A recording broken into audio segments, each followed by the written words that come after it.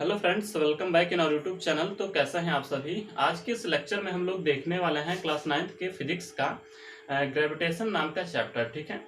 तो gravitational force को जो है न्यूटन एक वैज्ञानिक हैं, उन्होंने एक खोज की थी ग्रेविटेशनल फोर्स की। और उनके न्यूटन के दिमाग में कहाँ से आया कि ग्रेविटेशनल फोर्स की खोज की जाए। तो एक दिन जो है क्लास से बाहर ये एक सेब के पेड़ के नीचे जो है बैठे हुए थे। इनका पढ़ाई में स्कूल में के पढ़ाई में मन नहीं लगता था, लेकिन ये एक खुले विचारधारा के व्यक्ति थे। तो इनका रिसर्च पे किसी चीज़ की खोज पे ज़्यादा दिमाग लगता था। ठीक है। तो सेब के पेड़ के नीचे बैठे थे, तो अचानक से जो है एक सेब का जो है एक सेब जो है उनके पास आके गिरता है। तो उनके दिमाग में एक ख्याल आया कि आखिर ये सेब जो है नीचे क्यों गिरा। ठीक है। ये ऊपर भी गिर सकता, ऊपर भी जा सकता था, नीचे ही क्यों आया, मतलब ऐसा क्या कारण था कि ये ऊपर से नीचे आया। तो इसी चीज पे जो है इन्होंने रिसर्च करना शुरू कर दिया, और कई सालों के बाद में जो है इन्होंने ग्रेविटेशनल फोर्स की खोज की। ठीक है। इन्होंने बताया कि ग्रेविटेशनल फोर्स क्या होता है। तो इनका जो स्टेटमेंट है यहाँ पे लिखा हुआ है, force between any two objects in this universe due to masses of the bodies is called gravitational force।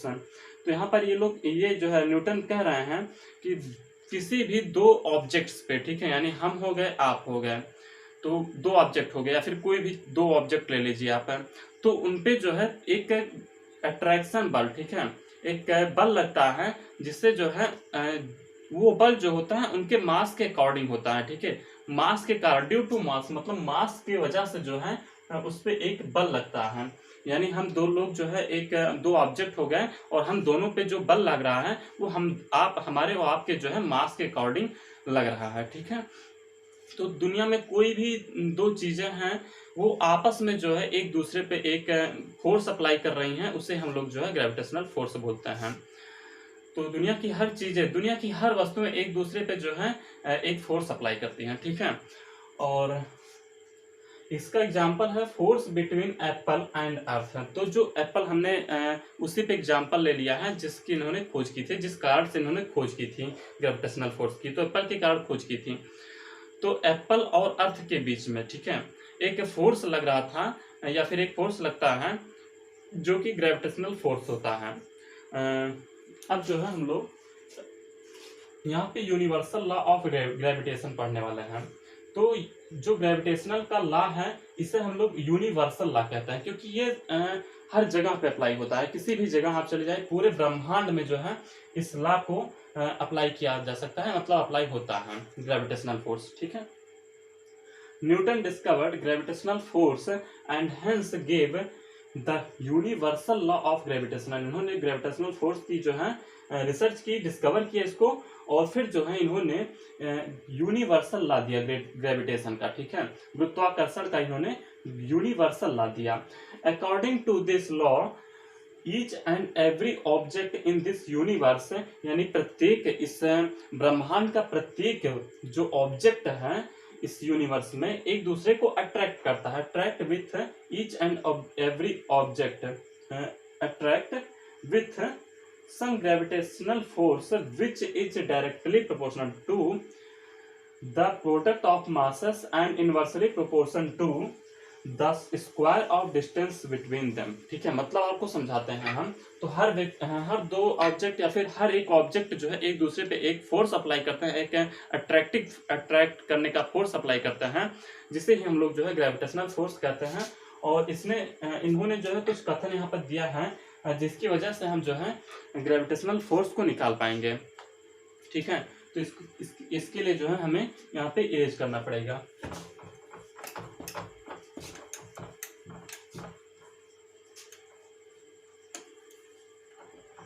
तो यहाँ पे सबसे पहले फोर्स की जो है हम लोग बात कर रहे हैं, तो F जो है निकलेगा। आपने यहाँ पर देखा है कि ये जो फोर्स होता है, ग्रेविटेशनल फोर्स जो होता है, डायरेक्टली प्रोपोर्शनल होता है to the product of masses. Just suppose कर लीजिए ये एक आपका ऑब्जेक्ट है, ठीक, एंड ये आपका ऑब्जेक्ट है। इसका जो मास है m1 मान लीजिए, एंड इसका जो मास है m2 मान लीजिए। इसका सेंटर पॉइंट है, ये इसका सेंटर पॉइंट, और इन दो ऑब्जेक्ट्स के बीच की जो दूरी है जस्ट सपोज जो है r मान लीजिए, r। ठीक है। तो इनका जो स्टेटमेंट बोलता है कि जो इनके बीच ग्रेविटेशनल फोर्स लगेगा इन दोनों ऑब्जेक्ट के बीच में, वो होगा डायरेक्टली प्रोपोर्शनल टू, ठीक है। यहाँ पर डायरेक्टली प्रोपोर्शनल टू होगा दोनों के मास के प्रोडक्ट के, तो m1 और m2, ठीक है, इनके मल्टीप्लीकेशन के, इनके प्रोडक्ट के जो है डायरेक्टली प्रोपोर्शनल होगा। और ये जो फोर्स है ग्रेविटेशनल फोर्स, ये इनवर्सली प्रोपोर्शनल टू होगा, इनवर्सली प्रोपोर्शनल होगा to the square of distance, ठीक है, इन दोनों के डिस्टेंस के स्क्वायर के, ठीक है, और इनवर्सली प्रोपोर्शनल होगा। तो इसका डिस्टेंस जो है अपना r है और r का स्क्वायर, ठीक है। तो ये आप जो है यहाँ से देख पा रहे होंगे। अब हम लोग जो है इन दोनों इक्वेशंस को अगर जो देखें तो हमारा जो नतीजा निकल के आएगा वो आपको नीचे देखने को मिलेगा।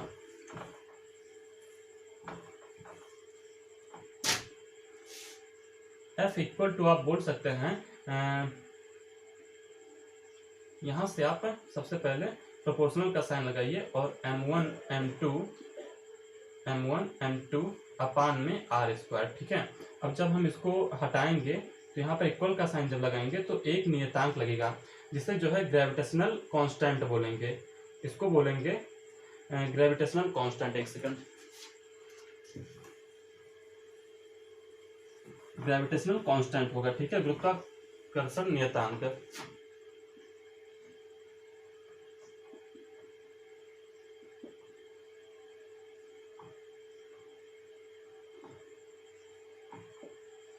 यहाँ पे कैपिटल जी लग जाएगा इसके स्थान पर, ठीक है।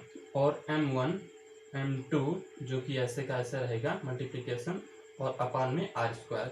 तो ये इनका जो है फार्मूला निकल के आता है ग्रेविटेशनल फोर्स का, ठीक है। तो इस प्रकार से आप लोगों ने जो है ग्रेविटेशनल फोर्स का जो है फार्मूला देख लिए होंगे।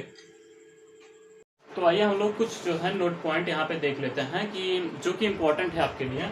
तो नोट क्या है आपके लिए, this law is applicable everywhere, ठीक है, ये सब जगह पे एप्लीकेबल है, सब जगह पे आप इसको यूज कर सकते हैं। इन यूनिवर्स, पूरे ब्रह्मांड में जो है ये जो लॉ है ये एप्लीकेबल है। Thus it is known as universal law of gravitation, इसीलिए जो है इसको हम लोग यूनिवर्सल लॉ बोलते हैं ग्रेविटेशन का, ठीक है, क्योंकि ये पूरे ब्रह्मांड में एप्लीकेबल है। SI यूनिट ऑफ G, अब हमको जो है कैपिटल G का SI यूनिट देखना है। तो the value of capital G was found out, सबसे पहले इसको देख लेते हैं कि जो ये कैपिटल G की वैल्यू है इसको फाउंड आउट किसने खोजा था। तो वैल्यू भी हम देखने वाले हैं कैपिटल G क्या, समझ रहे हैं, बाय हेनरी। तो हेनरी कैवेंडिश ने जो है कैपिटल G की वैल्यू को निकाला था। अब हेनरी जो आपको याद रखना जरूरी है क्योंकि इन्होंने जो है कैपिटल G की वैल्यू को निकाला है। ये एक ब्रिटिश फिलोसफर थे, ओके, और ये जो है एक साइंटिस्ट भी थे। अब हम लोगों को देखना है the SI unit of capital G। अब तो आइए देखते हैं कैपिटल G की वैल्यू को किस तरह से निकाला जाता है। आपने एक फार्मूला देखा था, F equal to capital G m1 m2 upon में r स्क्वायर, ठीक, देखा था आपने। अब हम लोग जो है इस f को इधर भेजते हैं और इस g को जो है हमको फाइंड आउट करना है कैपिटल G को, तो इसको हम लोग जो है इस तरफ ले आते हैं। f अपान 1 लिख सकते हो आप, कोई डाउट है? नहीं है। तो f को जब आप इधर लेके चले गए तो नीचे हो गया आपका f इंटू आर स्क्वायर हुआ। अब आप जब इस कैपिटल G को इधर लेके आए नीचे तो f तो चला गया है, यहाँ पर बचा है 1, अब नीचे आपका आ गया है g, ठीक, 1 अपान जी लिख सकते हैं, ऊपर बचा है m1 m2, ये बचा ही है m1 m2। अब हम लोगों को g के वैल्यू निकालना था, अब ये 1 अपान जी है तो इसको पलट दो, इसको भी पलट दो, यहाँ पर आपका आएगा g बराबर, इसको पलट दिए हमने तो ये भी ऊपर जाएगा f into r square upon में m1 m2। अब f की जो SI यूनिट होती है वो कितनी होती है, मैंने मतलब क्या होता है, न्यूटन, ठीक है। f का जो SI यूनिट होता है वो न्यूटन होता है। r स्क्वायर दूरी का क्या होता है, मीटर स्क्वायर SI यूनिट, तो न्यूटन इंटू मीटर स्क्वायर। अब ये अपान में है m1 का मतलब, m1 मतलब होता है मास, ठीक है, तो दोनों मास हैं, तो मास का क्या होता है kg, SI यूनिट होता है kg, तो अपान में यहाँ पर आप लिख सकते हैं kg का स्क्वायर, दो बार है तो kg इंटू kg स्क्वायर। वही चीज़ लिखा है हमने, न्यूटन मीटर स्क्वायर पर केजी स्क्वायर। ओके, तो आपको समझ में आ गया होगा यहाँ से। अब हम लोग आगे बढ़ेंगे और फिर और कुछ कंसेप्ट को जानना है। अब हम लोग जो है देखने वाले हैं इम्पोर्टेंस ऑफ यूनिवर्सल लॉ, ठीक है, यानी यूनिवर्सल लॉ की इम्पोर्टेंस क्या क्या है, ग्रेविटेशन की जो है इम्पोर्टेंस क्या है। लेकिन उससे पहले हम लोग जो है एक टॉपिक छूट गया था हमारा, कैपिटल जी की वैल्यू, ठीक है। तो कैपिटल जी की वैल्यू आपकी होती है 6.673 इंटू 10⁻⁻11, ठीक है। इसका भी जो मात्रक होगा न्यूटन टू मीटर स्क्वायर पर केजी स्क्वायर, जैसा कि हमने पहले देख लिया है, ठीक है। इसको हेनरी ने दिया था इस वैल्यू को, ठीक है। अब हम लोग देखने वाले हैं इंपॉर्टेंस ऑफ यूनिवर्सल लॉ। तो फर्स्ट है, this law is applicable to every objects in the universe, ठीक है। यानी कि ये जो लॉ है ये सभी जगह एप्लीकेबल है पूरे यूनिवर्स में, हमने पढ़ा है। सेकंड है, this law explains the cause of revolution of moon around earth. जो अपना चंद्रमा है वो अर्थ के चारों तरफ चक्कर काटता है, तो ये ग्रेविटेशन के कारण है जो कि एक्सप्लेन करता है, ठीक है। ग्रेविटेशन, इसी के वजह से जो है, ये ग्रेविटेशन की वजह से ही जो है एक जो अपना चंद्रमा है वो अर्थ के चारों तरफ चक्कर काटता है। And revolution of planets around sun, और जो सभी प्लैनेट्स हैं, जितने भी ग्रह हैं, वो सभी जो है सूर्य के चारों ओर परिक्रमा कर रहे हैं, या फिर कह सकते हैं चक्कर काट रहे हैं, ठीक है। तो ये जो है ग्रेविटेशन की वजह से ही पॉसिबल है। और अगर जो चक्कर न काटे तो आप समझ सकते हैं कि जो है लाइफ ही पॉसिबल नहीं था। तो ग्रेविटेशन इस तरह से जो है आपका इम्पोर्टेंस इस तरीके से जो है आप समझ पा रहे होंगे कि ये ग्रेविटेशनल जो ग्रेविटेशन है इसकी इम्पोर्टेंस है। अपना थर्ड है, it explains how things are maintained on earth and existence of atmosphere. तो आप समझ पा रहे होंगे कि अपने एटमॉस्फेयर जो वातावरण होता है वो सब कुछ जो है ग्रेविटेशन की वजह से ही सब पॉसिबल है। ग्रेविटेशन के कारण ही जो है एटमॉस्फेयर चेंज होता है, गर्मी, ठंडी, बरसात, ये सभी जो है होता है, ठीक। आइए चलिए देखते हैं अब नेक्स्ट टॉपिक। आइए देखते हैं अब फ्री फॉल के कंसेप्ट को। फ्री फॉल क्या बोलता है कि बिना किसी एक्सटर्नल फोर्स के फॉल होना, यानी कि जो है फ्री रूप से कोई चीज नीचे गिरना किसी भी ऑब्जेक्ट का। अब जैसे कि आप देख पा रहे हैं ये दो मार्कर हैं, ठीक है। अब ये दो मार्कर जब नीचे गिरेंगे तब आपका जो यहाँ पे जो एयर है, मान लीजिए बाहर है, एकदम बिल्कुल बाहर, यहाँ पे जहाँ पे हवा का झोंका भी चल रहा है, वैसे भी यहाँ पर भी एयर है, ठीक है। तो एयर भी एक फोर्स लगाएगा इस पे, जो कि एक नीचे गिरने में जो है इसको थोड़ा बाधा उत्पन्न होगा, ठीक है। यानी कि एयर भी अपना प्रेशर जो है लगाएगा इधर या उधर, जहां भी इसका जो है फोर्स लग पाएगा। तो ये जो है नीचे थोड़ा इस पे बाहर से भी एक्सटर्नल फोर्स लगेगा और ये फ्री रूप से नीचे नहीं गिर पाएगा। मान लीजिए कहीं हवा का झोंका हो और तेजी से हवा मतलब बह रहा हो, तब जो आपका कोई भी चीज नीचे गिरेगी तो उस तरीके से नीचे नहीं गिरेगी कि फ्री रूप से नीचे गिरे, ठीक है। उस पर एक्सटर्नल फोर्स लगेगा और वो थोड़ा हल्का गिरेगी। या फिर हो सकता है आपके जिस तरफ से पेन गिर रहा हो, जिस तरफ से कोई वस्तु ऑब्जेक्ट गिर रही हो नीचे, उसके साइड में ही जो है वो फोर्स अप्लाई करे तो वो और तेजी से नीचे गिरेगी, तो वो अपना फ्री फॉल नहीं हुआ। यहाँ पे बोला है फ्री फॉल यानी कि स्वतंत्र रूप से गिरे, यानी कि जब आप किसी जगह पे वैक्यूम क्रिएट कर देंगे तब वो आप जो है वैक्यूम मतलब निर्वात, यानी कि वहां पे कोई भी एयर नहीं होगा, तब वो आपका जो कोई भी ऑब्जेक्ट आप वहां से गिराएंगे तब वो फ्री फॉल होगा, ओके। अब देख लेते हैं इसका कंसेप्ट क्या है।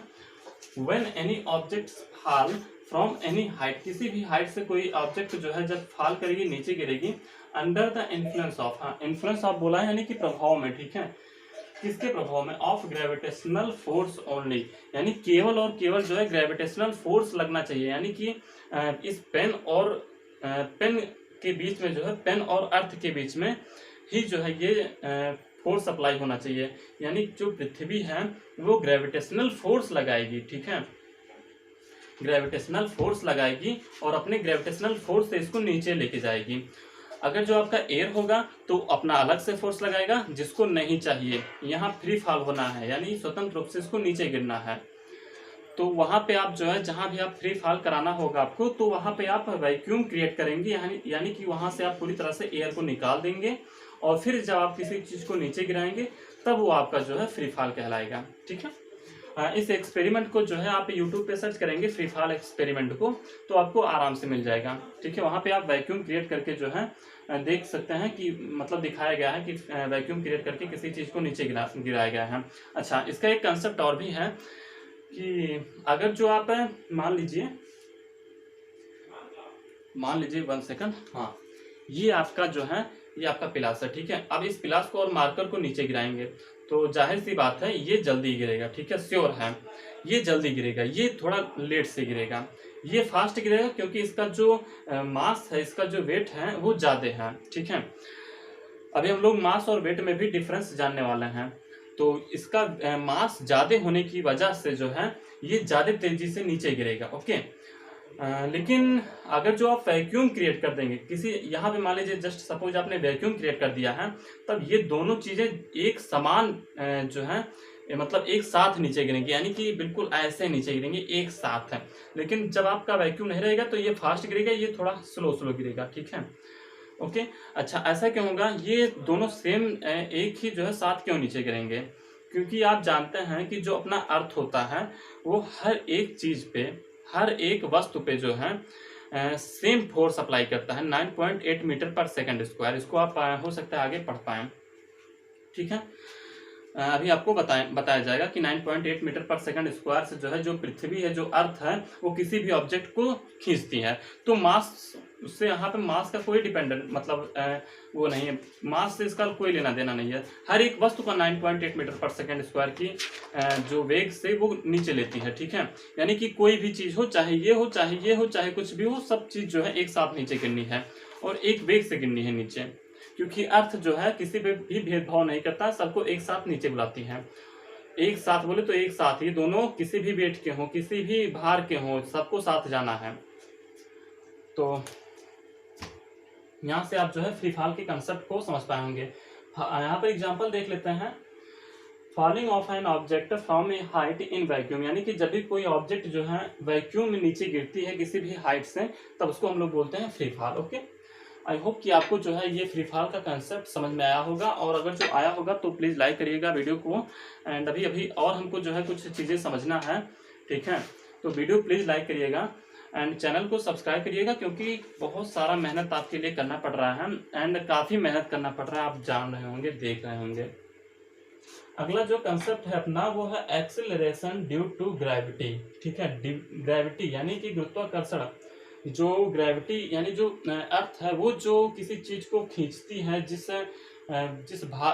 वेग से, वही ग्रेविटी है। ठीक है, यानी कि आप हर एक वस्तु पे ग्रेविटी लगती है, उस 9.8 मीटर पर सेकंड स्क्वायर से जो है वो हर एक वस्तु को नीचे खींचती है।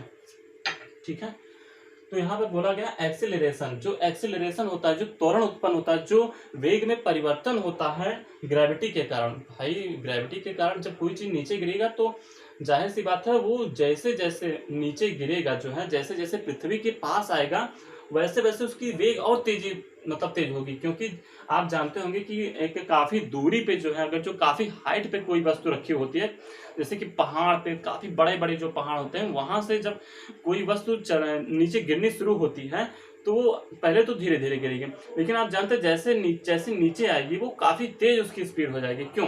क्योंकि जो अपना अर्थ है वो ग्रेविटी लगाती है। ठीक है, यानी 9.8 मीटर पर सेकंड स्क्वायर से वो अपने पास खींचती है। तो जिस तरीके से दूरी काफी हाइट पे जब कोई वस्तु रहेगी, तब उसका जो फोर्स है वो थोड़ा मतलब काम कम करेगा, उस वस्तु पे वो कम काम करेगी। ठीक है, क्योंकि काफी ऊंचाई पे है, और भी ज्यादा ऊंचाई पे हो जाएंगे, मतलब एक ऐसा भी कंडीशन, एक ऐसी भी स्थिति आती है जहाँ पे आपकी जो ग्रेविटी है वो जीरो हो जाती है, वहाँ पे आपकी ग्रेविटी काम नहीं करती है। ठीक है, लेकिन जब भी आप जो है एक दूरी पे होते हैं, जब अर्थ के आप सरफेस पे, मतलब अर्थ के आप उसके रेंज में जब आते हैं, तब आपकी ग्रेविटी लगनी शुरू हो जाती है। काफ़ी दूरी पे कम ग्रेविटी लगती है, लेकिन जैसे जैसे आप पृथ्वी के पास आएंगे वो आप उसका अपना असर दिखाएगी और काफ़ी तेज़ी से जो है वो ग्रेविटी लगाएगी। ठीक है, तो आपका वेग जो है जैसे जैसे पास आएंगे वैसे वैसे आपका वेग जो है काफ़ी बढ़ता चले जाएगा। तो वही चीज़ यहाँ पर बोला गया है कि the acceleration of falling body due to the gravitation on earth is called acceleration due to gravity. जब भी कोई चीज नीचे गिरती है तो उस पर ग्रेविटेशन फोर्स लगता है पृथ्वी के कारण, वही जो है, और उसमें जो है उसके वेग में हमने आपको बताया है, ये सब कुछ वही चीज़ है कि उसके वेग में जो है उसके वेलोसिटी में थोड़ा चेंजिंग होता है, जैसे जैसे पृथ्वी के करीब आता है वो चीज़, तो वही ग्रेविटी होती है। ठीक है, अब यहाँ पे नोट पॉइंट आपको कुछ देखना है।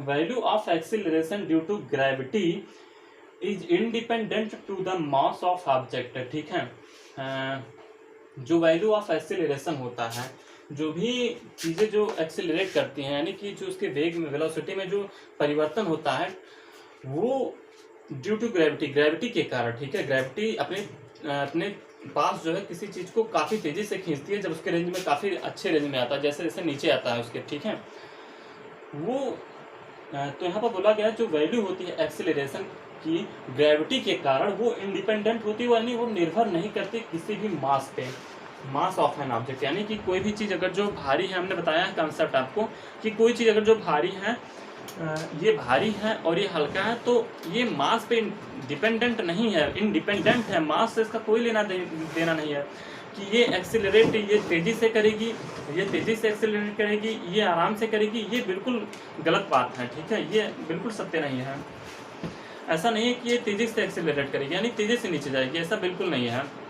ये आराम से जाएगा, ऐसा बिल्कुल गलत है। ठीक है, ये दोनों साथ ही जाना है, क्योंकि जो किसी चीज़ का एक्सीलरेशन होता है ग्रेविटी के कारण, ग्रेविटी मतलब समझ रहे हैं कि जो नीचे अर्थ है उसकी जो ग्रेविटी लगाती है, ठीक है, किसी भी ऑब्जेक्ट पे, वो बिल्कुल भी निर्भर नहीं करता कि आपका कोई भी चीज़ कितना ज़्यादा भारी है। ठीक है, हर एक चीज़ पे उतना ही बल लगना है, उतनी ही तेज़ी से सबको वो खींचेगा अपने पास, जितना किसी हल्के को खींचता है, जितना किसी भारी को खींचता है। तो यानी कि इसको और इसको जब साथ में हम गिराएंगे तो ये मतलब दोनों साथ में ही गिरेंगे, लेकिन ये एयर के कारण जो है, जो एयर होता है, जो अलग अलग मीडियम में अलग अलग जो है फोर्स अप्लाई हो जाते हैं, जैसे कि समझ रहे हैं एयर वगैरह जब आपकी चलती हैं या फिर अब मीडियम होता है, तो उसके कारण जो है ये थोड़ा तेज़ी से गिरता है और ये मतलब जो है थोड़ा धीरे धीरे गिरता है। लेकिन जब भी आप वैक्यूम कहीं पर क्रिएट करके देखिएगा, और इन दोनों चीज़ों को वैसे आप वैक्यूम में अगर जो आराम से बिल्कुल दोनों साथ में ही छोड़ेंगे तो दोनों जस्ट एक साथ गिरेंगे नीचे। ठीक है, क्योंकि बोला है वैल्यू ऑफ एक्सीलरेशन, जो नीचे गिरने की दर होगी, जो नीचे गिरेगा, जो इसका वेग होगा, वो इंडिपेंडेंट ग्रेविटी के कारण, जो नीचे ग्रेविटी लग रही है, ठीक है, पृथ्वी से, वो इंडिपेंडेंट होगा, मतलब वो बिल्कुल निर्भर नहीं करेगा मास पे। ठीक है, यानी किसी भी चीज़ के मास कोई भी कितना भी भारी हो सकता है। आई होप कि आपको बहुत बेहतरीन तरीके से समझ में आएगा होगा, और हमने जो है बहुत ही आराम से और तसल्ली से आपको समझाया है। ठीक है, अब आगे बढ़ेंगे। अब हम लोग देखने वाले हैं एक्सीलरेशन के कारण जो है ग्रेविटी के कारण जो है एक्सीलरेशन की वैल्यू क्या होगी। ओके, तो आइए देखते हैं। आप लोगों ने देखा होगा कि जो f की वैल्यू होती है वो capital G m1 m2 upon में r स्क्वायर के इक्वल होती है। ठीक, इसको इक्वेशन फर्स्ट मान लेते हैं। अब जो है हमें पता है कि अगर मान लीजिए किसी भी सरफेस से कहीं से भी जो है कोई ऑब्जेक्ट को गिरना है, ठीक है, तभी उस पर जाकर के एक्सीलरेशन लगेगा। ओके, तो मान लीजिए h हाइट से वो चीज़ जो है नीचे गिर रही है। ओके, तो और किसी चीज़ को जो है मान लीजिए कोई ऑब्जेक्ट है, ये पेन है, इसका जो मास है, ठीक है, ये ऑब्जेक्ट, मास ऑफ ऑब्जेक्ट है, ये एमोशन दिखाने वाला है। और अगर जो उस पर ग्रेविटी लगेगी तो अर्थ के कारण ग्रेविटी लगेगी, तो एक m1 तो हो गया आपका जो अपना मास ऑब्जेक्ट है, ऑब्जेक्ट का मास, ठीक है, ये फर्स्ट m1 हो गया। दूसरा m2 जो होगा वो अर्थ की मास होगी। ठीक है, तो अर्थ के मास को हम लोग जो है me से दिखाने वाले हैं। आपके जो कहीं से भी किसी भी ऊंचाई से जो कोई चीज़ नीचे गिरेगी, कोई ऑब्जेक्ट जो है उस पर एक्सीलरेशन लगेगा, तो उस हाइट को हम माने हैं h हाइट पे कोई वस्तु h हाइट से गिर रही है। तो चलिए यहाँ पर हम लोग जो है वैल्यू को रख रहे हैं, f को ऐसे ही रहने दीजिए। ठीक, कैपिटल G को ऐसे रहने दीजिए, m1 के जगह पे हम लोग रखने वाले हैं m of mass of object into m2 के जगह पे रखने वाले हैं मास ऑफ अर्थ। इनके बीच की जो दूरी है, मतलब जो ऑब्जेक्ट नीचे जहाँ से गिर रहा है वहाँ से अर्थ से उस ऑब्जेक्ट के बीच की दूरी है h। ओके, अब आप लोगों ने देखा होगा फोर्स, जो फोर्स होता है उसका फार्मूला आप लोग जानते होंगे, F बराबर होता है m में, m इंटू ए। ठीक है, तो यहाँ पर m जो होगा वो ऑब्जेक्ट का मास होगा, इंटू यहाँ पर a जो होगा एक्सेलरेशन। ठीक है, capital G into mass of object into mass of earth upon में h का स्क्वायर, r स्क्वायर होता है, तो हमने यहाँ पर h स्क्वायर लगा दिया। ठीक है, अब आप देख पा रहे होंगे m of mass of object यहाँ दोनों से क्लियर हो गया ये। अब आपका बचा है केवल a बचा है, और यहाँ पर बचा है g, और यहाँ पर बचा है me, यहाँ पर बचा है me मास ऑफ अपान में h स्क्वायर। तो आपका जो है जब भी कोई वस्तु जो है किसी भी हाइट से नीचे गिर रही हो और उस पर जो है ग्रेविटेशनल अर्थ के कारण जो है ग्रेविटी लग रही हो, तो आप जो है उस वहाँ पे एक्सीलरेशन निकालने के लिए ये फार्मूला आप यूज कर सकते हैं। ठीक है, अब हम लोग जो है कुछ आगे बढ़ेंगे और ये देखने वाले हैं हम लोग कि स्मॉल कैपिटल जी की वैल्यू हम लोगों ने देख लिया है।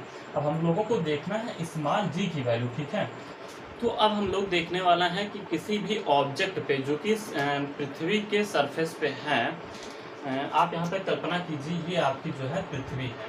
ठीक है, इसके सरफेस पे कोई वस्तु रखी हुई है। ओके, ये आपका जो है ये आपका पृथ्वी की रेडियस है। ठीक है, आपके अर्थ का ये रेडियस है। अब आपका कोई भी ऑब्जेक्ट यहाँ पे ऊपर रखा हुआ है। ठीक है, तो यहाँ पे आरी हमने इसलिए लिखा है क्योंकि ये रेडियस है और ये अर्थ का। ठीक है, ओके, अब हम लोगों को ये जानना है कि अगर जो कोई वस्तु पृथ्वी के सरफेस पे रखी है तो उस पर ग्रेविटी कितना लगता है। तो आप सभी लोग जानते होंगे कि जो पृथ्वी की सतह पे कोई भी चीज़ रखी होती है उस पर ग्रेविटी लगती है 9.8 मीटर पर सेकंड स्क्वायर, यानी इस वेग से जो है ग्रेविटी लगती है। अर्थ जो है पृथ्वी जो है किसी भी ऑब्जेक्ट को अपनी तरफ आकर्षित करता है, अपनी तरफ खींचता है। ओके, अब हम लोग इसको जो है प्रूव करने वाले हैं। ठीक है, इसको हम लोग जो है प्रूव करने वाले हैं कि कैसे ये वैल्यू आएगी। तो अभी हम लोगों ने पढ़ा है यहाँ पे कैपिटल स्मॉल जी, यहाँ पर ग्रेविटी है, ग्रेविटी ही एक्सेलरेशन का काम करेगी। हमने पढ़ा है capital G into me mass of earth upon में यहाँ पर जो हाइट होगी वो रेडियस, पृथ्वी की जो अपनी अर्थ है वही ये हाइट बनने वाली है। किसी भी चीज़ को जो है अपने पास खींचेगी। ठीक है, अपने सेंटर। अच्छा, कोई भी चीज़ जो है जो ग्रेविटी लगती है वो अर्थ अपने सेंटर की तरफ खींचती है। किसी भी चीज़ को, कोई भी चीज़ हो, किसी भी चीज़ को जो है जो पृथ्वी है वो अपने सेंटर की तरफ जो है ग्रेविटी लगाकर खींचती है। तो जो हाइट होने वाली है, जो ग्रेविटी लगेगी वो सेंटर तक लगेगी। ठीक है, सेंटर पे अपनी खींचेगी कोई भी चीज़ को जो अर्थ है। तो हाइट होने वाली है रेडियस ऑफ अर्थ, यानी कि जो पृथ्वी की रेडियस है वही जो है आपकी हाइट होने वाली है किसी भी वस्तु की, क्योंकि पृथ्वी के सेंटर पे ही जो है कोई वस्तु खींच के आने वाली है। ओके, तो यहाँ पर हम लोग जो हाइट है वो RE का यूज करने वाले हैं। तो स्मॉल जी की वैल्यू को चलिए कैलकुलेट करते हैं। स्मॉल जी की वैल्यू यहाँ पर क्या होगी, कैपिटल जी की वैल्यू सभी को पता है 6.673 इंटू 10 की पावर -11 होता है। 6.67 इंटू 10 की पावर -11 इतने से काम बन जाएगा। इंटू मास ऑफ अर्थ होता है 6 इंटू 10 की पावर 24 किलोग्राम। ठीक है, 6 × 10 की घात 24 जो है ये आपका मास ऑफ अर्थ होता है। अब रेडियस निकालना है, रेडियस क्या होता है। अच्छा, ये चीज़ आपको जरूरी है जानना कि जो अर्थ है उसका रेडियस कितना होता है और मास कितना होता है। ठीक है, तो 6 जो रेडियस होता है अर्थ का वो होता है 6.4 इंटू 10 की पावर 6। ठीक है, अब इसका होल स्क्वायर करना है। ओके, अब अगर आप इसको कैलकुलेट करेंगे, ठीक है, आपका कैलकुलेशन आपका होमवर्क है, जब भी आप इसको कैलकुलेट करेंगे तो आपका वैल्यू आएगी 9.8। ठीक है, और ये आएगी मीटर पर सेकंड स्क्वायर में। ठीक, तो अभी आप लोगों ने जो है इस चीज़ को देख लिया है। ओके, तो अब हम लोग जो है आगे बढ़ेंगे। हो गया है। अब हम लोग आगे बढ़ रहे हैं और अभी तक आप लोगों ने जो है मोशन का फार्मूला देखा होगा, लॉ ऑफ मोशन, ठीक है। क्या देखा था, v बराबर u प्लस टी, और ये फर्स्ट लॉ था, ऐसे ही सेकंड लॉ था, थर्ड लॉ था। तो अब जो है ये तो था एक्सीलरेशन में, ठीक है। जब आप सड़क पे चलते थे तब आपका एक्सीलरेशन जो होता था, ठीक है, वो नॉर्मल एक्सीलरेशन था। अब ग्रेविटी के कारण जो एक्सीलरेशन होगा उसको हम लोग देखने वाले हैं। तो v बराबर u प्लस टी आप लोग यूज करते थे जब एक्सीलरेशन होता था, ठीक है, जब आपका वेग में परिवर्तन होता था। अब यहाँ पर ग्रेविटी के कारण जो है आपका एक्सीलरेशन होने वाला है, तो v बराबर u प्लस g लगेगा आपका, क्योंकि ग्रेविटी के कारण एक्सीलरेशन होने वाला है। तो आप ग्रेविटेशनल चैप्टर में इसका यूज करेंगे। सेकंड फार्मूला था आपका, सेकंड लॉ था s बराबर ut plus half at square, ठीक। अब इसकी जगह पे आप यूज करने वाले हैं s बराबर ut plus half gt square, ठीक है। v स्क्वायर आपका थर्ड था, ये फर्स्ट है, ये सेकंड था, और ये आपका थर्ड है। v स्क्वायर बराबर u square plus 2as use करते थे आप। और एक सेकंड यहाँ पर s जो था, ठीक है, वो आपकी जो दूरी थी, ठीक है, वहाँ के लिए यूज होता था जो अब, लेकिन यहाँ पर ये हाइट में चेंज हो गई है, ठीक है। वहाँ पर भी ये विस्थापन था, अब ये हाइट में चेंज हो गई है। तो जहाँ जहाँ आप यस देखेंगे वहाँ पे आप जो है यच का यूज करेंगे, यहाँ पे हाइट का यूज होने वाला है। वी स्क्वायर बराबर यू स्क्वायर प्लस 2 ए की जगह जी और एस की जगह यच, ये आपका जो है फार्मूला बन के तैयार हुआ है। तो फ्रेंड्स अब हम लोग देखने वाले हैं upward motion and downward motion, ठीक है। अपवर्ड मोशन क्या होता है कि जब हम आगे की ऊपर की तरफ जब हम लोग मोशन करते हैं, ठीक है। जस्ट सपोज हम लोग जो है सीढ़ी पे चढ़ रहे हैं, ठीक है, ऊपर जा रहे हैं सीढ़ी पे चढ़ते हुए, तो वहाँ पे अपवर्ड मोशन होगा। और अगर जो हम सीढ़ी से जो है नीचे आ रहे हैं तो वो डाउनवर्ड मोशन हुआ। अच्छा, अब अपवर्ड मोशन कर रहे हैं, सीढ़ी के हम ऊपर जो है सीढ़ी पर हम ऊपर की ओर जा रहे हैं, तो क्या होता है कि ग्रेविटी नीचे लग रही है और हम लोग ऊपर जा रहे हैं। तो ऊपर जाने पे जो है हम ग्रेविटी के अपोजिट डायरेक्शन में हम लोग जो है मूवमेंट कर रहे हैं, मोशन कर रहे हैं। तो वहाँ पे जो ग्रेविटी होगी, जो यहाँ पर अपवर्ड मोशन में जो ग्रेविटी होगी वो नेगेटिव होगी। क्यों नेगेटिव हुआ?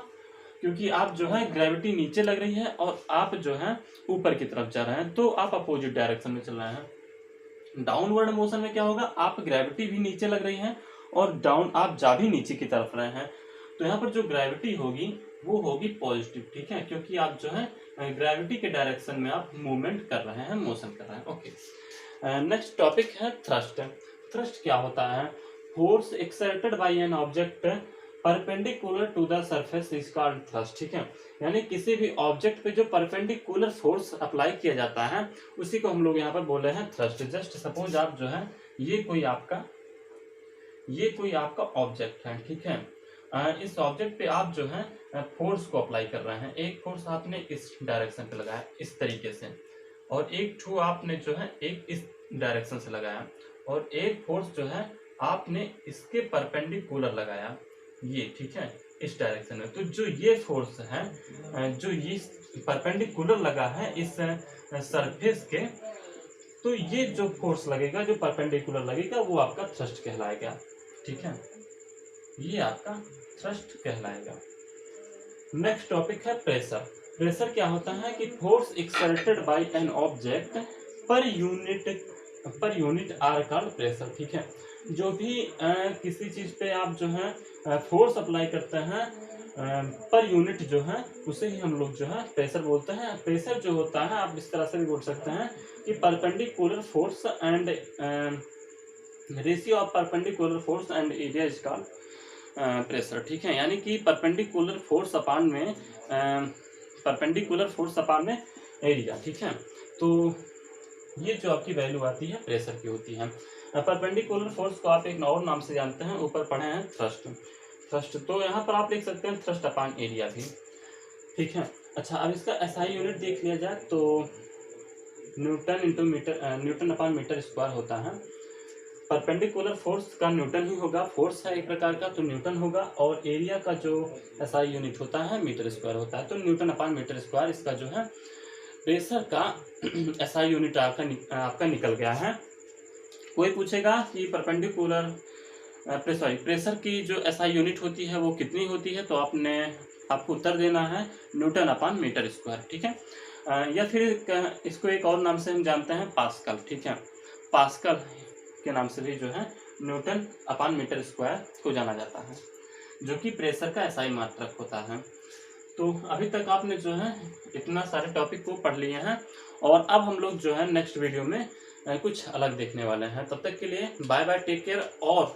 और एक चीज़ और कहना कि अगर आपने वीडियो को लाइक नहीं किया है तो आप हमारे इस मेहनत को एक रिजल्ट दे सकते हैं लाइक के थ्रू, और हमको सपोर्ट कर सकते हैं। कुछ भी मेहनत किया हमने, शायद आपके लिए उतना बेहतर नहीं किया है, लेकिन फिर भी कुछ तो आपको जो है आगे बढ़ाने के लिए हमने कोशिश किया है। तो एक लाइक तो आप कर ही सकते हैं, ठीक है।